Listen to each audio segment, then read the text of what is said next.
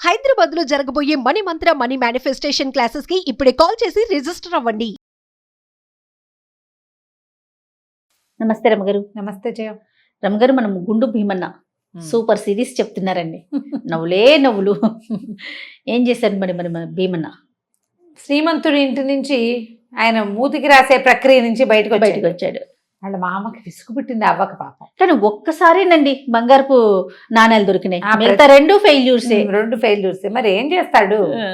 సరే ఏమైంది, మా అమ్మ ఏం చేసిందంటే వీడిని ఆ ఊరు గ్రామాధికారి దగ్గరికి తీసుకుపోయింది. మా పిల్లాడు తెలివి తక్కువ వాడు, మంచివాడే మనిషి, కానీ వీడు తెలివి వచ్చే మార్గం కనిపించట్లేదు, రూపాయి సంపాదన లేదు, ఎక్కడికి వెళ్ళినా ఏదో ఒకటి చేసుకొస్తాడు, ఏం చేయాలి బాబు, వీడిని ఏం చేయాలో అర్థం కావటం లేదు, వీడి జీవితం ఎట్లా, రేపొద్దున పిల్లవాడు పెద్దవాడు అయ్యాడు, పెళ్లి చేయాలని మొరపెట్టుకు. గ్రామాధికారి అన్నాడు, దాందే ఉంది, మా ఇంట్లో ఉంచు, ఏదో ఒక పని చేస్తాడు, మెల్లిగా నేను నేర్పిస్తాలే అన్నాడు. సరే అక్కడ వదిలేసింది. గ్రామాధికారి ఇంట్లోనే ఉండేవాడు, వాళ్ళే రెండు పూట్ల అన్నం పెట్టేవాళ్ళు, ఆయన ఎక్కడికి పోతే అక్కడికి పోయి ఆయన వెనకాల తిరుగుతూ ఉండేవాడు, ఏవో పని చెప్తే చేసేవాడు. చెప్పింది చెప్పినట్టు చేసినా వాడికి తిట్లు పడేవి. ఎందుకంటే వాడి తెలివి వాడు, పని చేయటం వరకే తెలుసు. ఈ వస్తువు యథాలాపంగా ఈ వస్తువు తీసి బల్ల మీద పెట్టు అని చెప్పారు అనుకో, ఆ బల్ల మీద చాలా సామాన్లు ఉన్నప్పుడు మంచినీళ్ళు పిండి తీసుకెళ్లి దాని మీద పెట్టచ్చా? పెడితే ఏమవుతుంది, కింద పడిపోతాయి. ఆలోచించాలి, సామాన్లు సర్దాలి లేదా బింది ఇంకెక్కడైనా పెట్టి, అలా ఆలోచించాడు. చెప్పింది చెప్పినట్టు రోబోలాగా చేస్తాడు. వాడు సొంత తెలివి లేదు, వాడు ఏదో తిట్లు తింటూ ఉండేవాడు.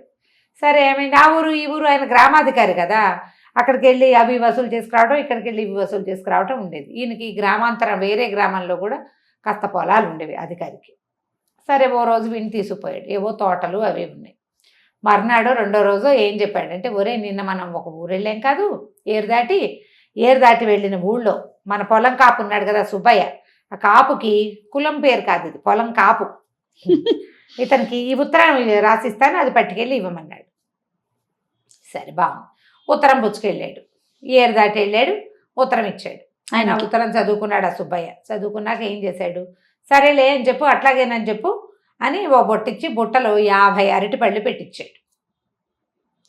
ఈ పళ్ళు తొందరగా పండుతాయి, ఎర్రబడితే పండినట్టు, పండాక నిలవండవు, ఎర్రబడగానే తినేయాలని చెప్పానని అయ్యగారికి చెప్పు అని చెప్పాడు. ఆ పూట ఏమైంది, సాయంకాలం వీడు బయలుదేరేసరికి ఏరు పొంగింది. మధ్యాహ్నానికి పొంగేసరికల్లా మధ్యాహ్నమే పొంగేసరికి ఏరు పొంగినప్పుడు నడవలేరు కదా. అవునవును. సరే ఆ ఏటుగట్టునున్న ఒక వాకిట్లో కూర్చుని ఉండిపోయాడు. అలాగే చేసేవాళ్ళు ఊళ్ళల్లో. ఏదో వచ్చేటప్పుడు తిండికి తెచ్చుకున్నాడు, అదేదో నోట్లో వేసుకుని పడుకున్నాడు. తెల్లారాక ఏరు తగ్గింది. తెల్లారి వీడి నిద్ర లేచి కాస్త పళ్ళు తోముకుని ఎటు తిరిగి కొంచెం ఎండెక్కేసరికల్లా బొట్టెత్తుకు బయలుదేరాడు. సరే ఏరు దాటేశాడు. దాటాక వాడికి గుర్తొచ్చింది, పళ్ళు ఎలా ఉన్నాయో చూద్దామని బుట్టకి సంచి మూత పెట్టాడు కదా, గోను సంచి, పళ్ళు బుట్టలో పెట్టి పైన గోను సంచి కప్పారు, దాని మీద అవి ఇవి పడకుండా. గోను ఎత్తి చూసేసరికల్లా పళ్ళన్నీ ఎర్రబడ్డాయి.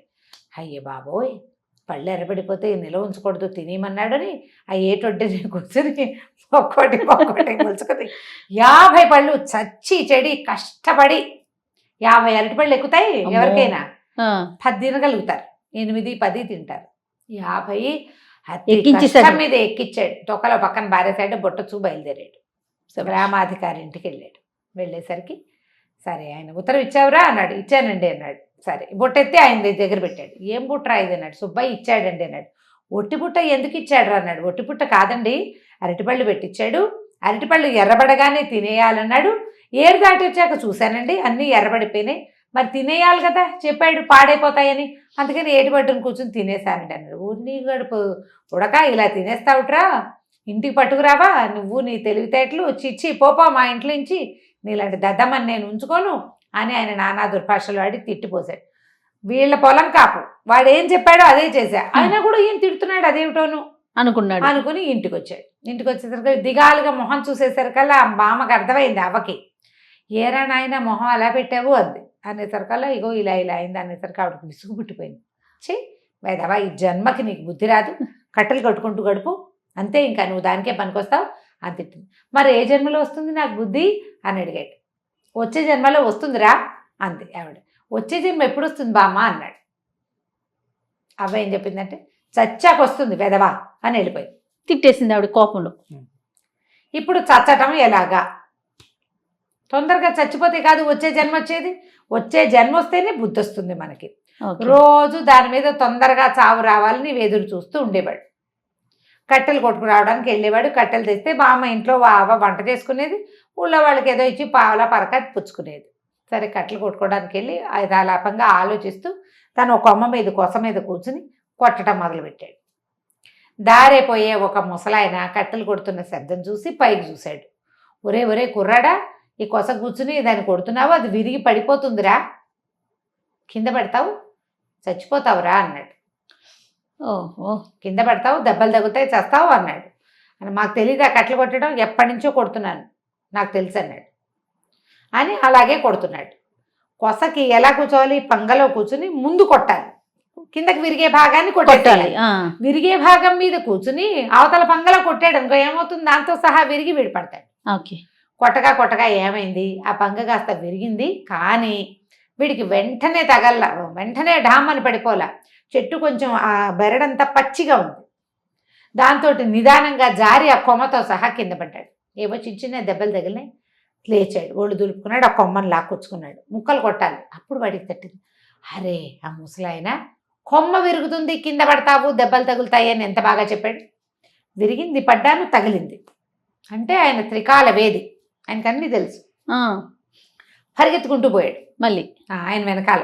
ఇక కొమ్మ ఇక్కడ వదిలిపెట్టేశాడు. ఆ గొడవలు వేసుకుని ఆయన వెనకాల పెరుగుతాడు. నన్ను క్షమించండి బాబు, మీరు చాలా గొప్పవారు, మీరు మహాద్భుతమైన విషయం చెప్పారన్నాడు. అంత విశేషం ఏమీ లేదురా, నేను మామూలుగానే చెప్పాను అన్నాడు.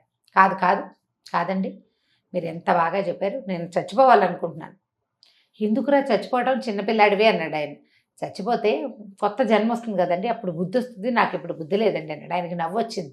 వీడికి బుద్ధి లేదనే విషయం ఆయన వాడు చెట్టు కొమ్మ కొట్టేటప్పుడే ఆయనకి తెలిసింది. అందుకని ఆయన ఏమన్నాడు, అదెంత పనిరా అన్నాడు. అనేసరికి బాబు చెప్పండి, ఎలా చచ్చిపోవాలి? ఏముంది, రేపొద్దున చక్కగా గట్టి గడ్డ గేదె పెరిగేసుకుని అన్నం తిని, పెరుగన్నం తిన్నాక ఆ చేయి కడుక్కోవద్దు, ఆ చెంగిల్ చేతిని పెరుగన్నపు చేతిని నెత్తికి రాసుకో. దీనికి ముందేం చెప్పంటే వెంట్రుకలన్నీ తెల్లబడ్డాక చచ్చిపోతా ఉన్నాడు. వెంట్రుకలు ఎలా తెల్లబడతాయంటే తెల్లబడ్డానికి ఏముంది, ఇంతే. వెంట్రుకలు తెల్లబడాలి. తెల్లగా అవ్వాలంటే ఏం చేయాలి, ఏదో ఒకటి రాసేసుకోవాలి. అందుకని పొద్దున్నే గడ్డ పెరుగు గేదె పెరుగు వేసుకుని తిరుగు. గేదె పెరుగు తెల్లగా ఉంటుంది కదా, ఆ తెల్లటి పెరుగన్నపు చేతిని నెత్తికి రాసుకున్నామంటే చుట్టూ తెల్లబడుతుంది, అప్పుడు చచ్చిపోవచ్చు అన్నాడు. ఆయన నవ్వుకుంటూ పోయాడు. పిల్లాడికి సరదాగా చెప్పాడు. సరే వీడి ఇంటికి వెళ్ళిపోయి కట్టెలు మోసుకుపోయాడు. ఇంటికి వెళ్ళి ఆ కట్టెలు మా అమ్మ కేవకప్ప చెప్పేసి, అవ్వ రేపు పొద్దునే నాకు మంచి గట్టి గేదె పెరుగు కావాలి, ఎంతో బాగుంటుంది తెల్లగా, అది కావాలన్నాడు. అనేసరికి ఈవిడ పూర్లే వెదవకి రుచులు కూడా తెలిసావు ఇన్నాళ్ళును, అది అయినా తెలిసింది అనుకుంది ఆవిడ. అలాగే నాయన అని చెప్పింది. సరే రాత్రి ఎవరింటికో చెప్పి అడిగి కాసిన గేదె పాలు పోయించుకొచ్చింది, తోడు పెట్టింది. పొద్దునే గట్టి గడ్డ పెరుగు గేదె పెరుగు తోడుకుంది. వీడేం చేశాడు, అవ్వ ఏదో పొలం పనిలోకి వెళ్ళిపోయింది, వీడు అన్నం కలుపు తిన్నాడు. తిన్నాక పెరుగన్నపు చేతిని నెత్తికి రాసుకున్నాడు. చిన్న అద్దం పెంకుంది వాళ్ళ ఇంట్లో. చూసుకుంటే అక్కడక్కడ తెల్లగా కనపడింది. నా జుట్టు తెల్లబడుతోంది, ఇక నేను చచ్చిపోవడమే తర్వాయి అనుకున్నాడు. నేను చచ్చాక నేను ఇంత భారీ లావుపాటి మనిషిని, అవ్వ పాపం మనకి మన గుంట ఎలా తవ్వుతుంది, గుంట ఎవరితో తవ్విస్తుంది, డబ్బులు లేవు మన దగ్గర. అందుకని ఏం చేశాడంటే కొంచెం ఊరు చివరిగా పోయి పెద్ద గొయ్యి తవ్వుకున్నాడు తన్ని పాతి పెట్టడానికి. తర్వాత అనిపించింది, చచ్చిపోయాక ఇంటి దగ్గర చచ్చిపోతే అవ్వ ముసలి తినని ఏం మోసుకొస్తుంది ఇక్కడ దాకా, అదేదో ఇక్కడే చచ్చిపోతే సరిపోతుంది, నా గుంట్లో పడుకున్నాడు. తవ్వి పక్కన పెట్టాడు కాదు మట్టి, చేతులతో లాక్కున్నాడు. చేతుల దాకా లాగిన తర్వాత పైదాకా ఎలా చేతులు లోపలికి పోయాక ఎట్లా లాగుతాడు, చూస్తున్నాడు. చూస్తుంటే దారైపోతున్న కుక్క వచ్చింది, అటు తిరిగి పెరుగు వాసన వస్తోంది వీడి దగ్గర. అది వచ్చి వీడి దగ్గరికి తల మీద ఉన్న పెరుగంతా నాకేసింది శుభ్రంగా. వాడి నెత్తి మీద పెరుగంతా రాసుకున్నాడు. అయ్యో కుక్క నేను చచ్చిపోయాను అనుకుని నాకేస్తుంది, పిచ్చిముండ దీనికి తెలియలేదు. దానికి తెలియలేదు. దారిలో ఏమైంది, అదేమో కొంచెం ఊరు బయట కదా, ఒక వ్యాపారస్తుడు, ఒక నూనె వర్తకుడు, ఆయన ఒక గుర్రం మీద వ్యాపార పని చేసుకుని సామాన్లు ఏవో పట్టుకుని వస్తున్నాడు. వస్తూ చూసేసరికల్లా ఇక్కడ ఎవరో కనపడ్డారు. వీడేం చేశాడంటే ఆయన పిలిచాడు. తను చచ్చిపోతున్నాడు, చచ్చిపోయిన వాళ్ళు మాట్లాడకూడదు. ఓహో. అందుకని ఆయన సైగ చేసి పిలిచాడు, తాలాపాడు. ఆయన ఊపేసరికల్లా ఆయన ఏమనుకున్నాడు, అయ్యో ఎవడో పాపం ఏం పాపం చేశాడో, ఏదో తప్పు చేశాడు అందుకని వీడికి ఇలాంటి శిక్ష వేశారు అనుకున్నాడు. ఆయనకు సై చేస్తున్నాడు మట్టంతా నా మీద కప్పు అని. ఆయనకు అర్థం కావటంలా. బాబు ఏం తప్పు చేసావురా, ఇలాంటి శిక్ష వేశారు నీకు అన్నాడు. మట్టి కప్పు కప్పు తలకాయ ఊపుతున్నాడు, ఈ మట్టి ఇలా నా మీద అని తల ఊపుతున్నాడు. ఆయనకు అర్థం కావటంలా. సరే ఇక విసుగు పెట్టి మట్టి కప్పవయ్యా నా మీద అన్నాడు. ఎందుకు మట్టి కప్పటం అన్నాడు ఈయన. అనేసరికి చచ్చిపోయాను నేను, నన్ను ఎత్తంత తెల్లగా అయిపోయింది చూడు అన్నాడు. నెత్తి తెల్లగా ఉంది, చిన్నపిల్లాడు వాడు, 20 ఏళ్ళు ఉంటాయి. ఆయన అన్నాడు అదేమిటి చచ్చిపోవటం అంటే, కాదు నేను ఆల్రెడీ చచ్చిపోయా, చచ్చిపోతేనే రెండో జన్మ వస్తుంది, అప్పుడు నాకు జ్ఞానం వస్తుంది చెప్పాడు మొత్తాన్ని. చెప్పేసరికి ఆయన అన్నాడు ఆ మట్టి అంతా తొలగదీసి, నువ్వు ఆల్రెడీ చచ్చి బతికేవులే అంటే, అవును మా సన్యాసి కూడా ఇంతకుముందు ఒక బిచ్చగాడి దగ్గర పనిచేశాడు కదా, సాధువు కూడా చచ్చి బతికాడు, మా బామ్మ నమ్మలేదు, నేను కూడా చచ్చి బతికానంటావా, నువ్వు చచ్చావు మళ్ళీ వచ్చావు, కొత్త జన్మ వచ్చేసిందిలే నీకు, వీడు అమాయకుడని ఆయనకి తెలిసిపోయింది. ఎందుకో నువ్వు ఇంతకీ చచ్చిపోవటం ఏమిటి అని కనుక్కున్నాడు. వీడు జరిగిన సంఘటనలు తన చిన్నప్పటి నుంచి ముఖ్య సంఘటనలన్నీ తెలియజేశాడు. ఆయన ఏమన్నాడు, దాందేముంది తెలివి, ఏదో ఒక పని చేస్తుంటే సరిపోతుంది, సరే నీకు పని డబ్బులు అంతే కదా, ఇదిగో ఈ నూనెకాయను ఉంది చూడు, పెద్ద భాండం లాంటిది ఉంది, ఇది గుర్రం మీద పక్కన పెడితే తొణికిపోతుంది, ఓ పని చెయ్యి, దీన్ని నీ నెత్తి మీద పెట్టుకో, మా ఇంటికి తీసుకురా, ఓ పావలా ఇస్తా, అలాంటివి 4 పనులు చెప్తా, పనికి పావలా చొప్పున ఇస్తాను నీకు అనేసరికి ఒప్పుకున్నాడు.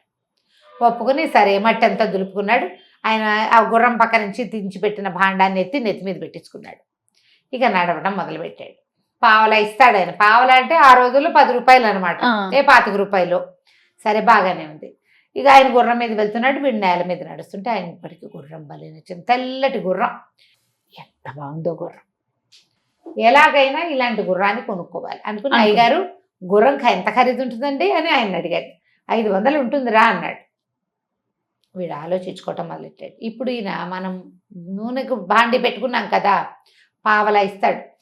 పావలాతో 2 గుడ్లు కొని పొదగేస్తే అవి 2 పిల్లలు అవుతాయి. 2 కోడి పిల్లలు కొంచెం పెద్దవైతే గుడ్లు పెడతాయి. ఏముంది ఊళ్ళోకి తిరిగి వచ్చి గుడ్లు పెడతాయి. అప్పుడు 10 గుడ్లు వస్తాయి కదా. 10 కోడి పిల్లలు ఎన్ని గుడ్లు అవుతాయి, 10 కోడి గుడ్లు 10 పిల్లలు అంటే 10 కోళ్ళు అనమాట. ముందు 2 తర్వాత 10 కలిపి 12 కలిసి ఎన్ని గుడ్లు పెడతాయి, కోళ్ళని అమ్మేయచ్చు, గుడ్లని అమ్మేయచ్చు. కోళ్ళు గుడ్లు అమ్మేశాక అప్పుడు ఒక గొర్రెని కొనుక్కుంటే బాగుంటుంది. గొర్రెకి పిల్లలు పుడతాయి, తర్వాత గొర్రెల మంద వస్తుంది, పెద్ద పెద్ద గొర్రెలు. కోడిని నమ్మితే ఒక రూపాయి వస్తుంది, గొర్రెని నమ్మితే 10 రూపాయలు వస్తుంది. ఒక పెద్ద గొర్రెల మందని తయారు చేశాక ఒక్క గొర్రె, పెద్ద గొర్రె 100 రూపాయలు. మన దగ్గర మందలోంచి 5 నమ్మేమనుకో 500 వస్తాయి. 500 తోటి తెల్లదాంతో మొహం మీద మచ్చన్న గుర్రం కొనుక్కుంటే బాగుంటుంది, రంజుగా ఉంటుంది. అప్పుడు ఆ గుర్రం మీద మనం ఎక్కాక గుర్రం ఎట్లా పరిగెడుతుంది ఆలోచించాడు. గుర్రం ఎట్లా పరిగెడుతుంది, ఇది పరిగెడుతోంది. ఇప్పుడు నెత్తి మీద గుర్రం పరిగెత్తి చల్ చల్ అనాలి గుర్రాన్ని, అంటే కదా మజా వచ్చేది, లేకపోతే ఎట్లా సరదాగా ఉంటుంది. అప్పుడు చల్ చల్ అని గుర్రం పరిగెత్తినట్టు పరిగెత్తాడు. పరిగెత్తేసరికి ఈ గుర్రము 2 పోటీ పడుతున్నాయి. ఆల్రెడీ పక్కనే నడుస్తున్న తెల్ల గుర్రము, మన నల్ల మచ్చున్న తెల్ల గుర్రము, భీమన్న గారి తెల్ల గుర్రము పరిగెడుతుంటే చెల్ చెల్ చెల్ అని పరిగెడితే స్పీడ్ అయిపోతుంది. ఈ లోపల చెల్ చెల్ అని నోటుతో అనేసరికల్లా ఈ గుర్రం నడుస్తుంది చూడు ఒక మాదిరిగా, అది రయ్యమని పరిగెత్తింది. అది రయ్యమనంగానే పక్క వాళ్ళు పరిగెడుతూ వీడు కళ్ళు తెరిచే చూస్తున్నాడు కదా, అది పరిగెత్తేసరికి వీడు ఇంకా స్పీడ్గా పరిగెత్తగానే భాండి కాస్త డామని పడింది. శభాష్. ఆయన ఓరిని మొహం అంటే బాగానే ఉన్నావు, ఎందుకు పరిగెత్తావురా, నూనెంతా నేలపాలు చేసావు, నిమ్మకడుపు కాలా అని తిట్టాడు ఆయన. తిట్టేసరికల్లా నేనేం చేయలేదండి, మీ గుర్రమే, అది పరిగెత్తకపోతే మా గుర్రం పరిగెత్తేది కాదు తెలుసా అన్నాడు. నీ గుర్రం ఏమిట్రా అన్నాడు ఆయన. నువ్వు గుర్రం మీద లేవు, నూనె భాండి ఎత్తుకు నడుస్తున్న వాడికి గుర్రం ఎక్కడి నుంచి వచ్చిందిరా నీకు అన్నాడు. అనేసరికల్లా అదేనండి, ఇప్పుడు మీరు పావలా ఇస్తారా, పావలాతోటి నేను 2 కోడిగుడ్లు కొంటానా, గుడ్లు పొదుగుతాయి, తర్వాత కోళ్ళు కొత్త గుడ్లు పెడతాయి, అవి పిల్లలు అవుతాయి, తర్వాత గొర్రెలు కొంటాం, గొర్రెలు చాలా గొర్రెలు అవుతాయి, గొర్రెల మధ్యలో నుంచి 5 గొర్రెలు అమ్మితే ఏమవుతుంది, గుర్రం వచ్చేస్తుంది. నేను మా గుర్రాన్ని చల్చాలంటే మీ గుర్రం పరిగెత్తిందండి, ఎందుకనోను, అందుకనే ఇలా అయిందండి, నా పావలా సంగతి మర్చిపోకండి అన్నాడు. అనగానే ఆయన తెగ తిట్టిపోశాడు. ఇంత నూనె వృధా చేసావు, నీ దగ్గర నుంచి ఆ డబ్బులన్నీ ఎలా వసూలు చేస్తానో చూడు, పావలా ఇస్తానా నీకు, పంది ఇచ్చుకుంటాను కానీ నీతో పద మా ఇంటికి వెళ్ళిపోదాం అని ఇంటికి తీసుకెళ్ళాడు. పావలా ఇచ్చి రోడ్డు మీద వదిలేయాల్సింది పోయి ఇంటికి తీసుకెళ్ళాడు అనమాట. ఇంటికి తీసుకెళ్ళాక భీమన్న గారు ఏమి కొత్త వ్యవహారం చేశాడో మళ్ళీ చూద్దాం మనం. తప్పకుండా అండి. నమస్తే రమ్య గారు. నమస్తే.